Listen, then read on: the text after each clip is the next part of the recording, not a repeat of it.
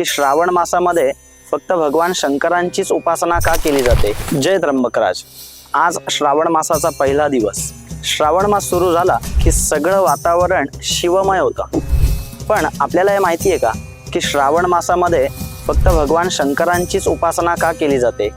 तर याला धार्मिक उत्तर आपण बघूया. आषाढी एकादशीपासून भगवान विष्णू योग निद्रेमध्ये असतात आणि त्या दिवसापासून या संपूर्ण सृष्टीचं संचलन भगवान शिव शंकर करत असतात. त्यामुळे या कालावधीमध्ये भगवान शंकरांची उपासना करण्याचं महत्त्व आहे आणि त्याबरोबरच भगवान शंकरांना हा श्रावण मास प्रिय देखील आहे. म्हणून या मासात शंकरांची उपासना करावी.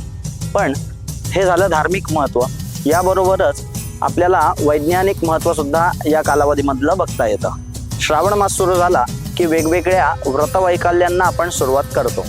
मग त्याचं कारण काय आहे? तर त्याकरता श्रावण मासामध्ये वातावरणामध्ये झालेला जो बदल असतो तर त्या बदलामध्ये वातावरणामध्ये आर्द्रता जास्त वाढलेली असते आणि ही आर्द्रता आपल्या शरीराकरता तितकीशी चांगली नाही, योग्य नाही. त्याकरता या कालावधीमध्ये वेगवेगळे उपास केले किंवा शंकराचं ध्यान केलं, मेडिटेशन केलं तर यामुळे आपली इम्युनिटी वाढण्याकरता मदत होते आणि आपली जी शरीराची रचना असते याच्यामध्ये डिटॉक्सिफिकेशन होण्याकरता मदत होते.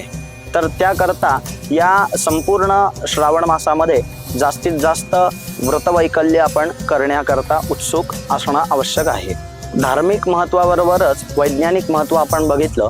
पण आता आपण शंकराच्या उपासनेबद्दल एक उपाय देखील आज बघणार आहोत. शिवपुराणामध्ये एक श्लोक आलेला आहे, जलेन शीतली कुर्यात शिवम परम कारणम तस्य नश्यन्ति संतापो लभते शांतिमुत्तमम.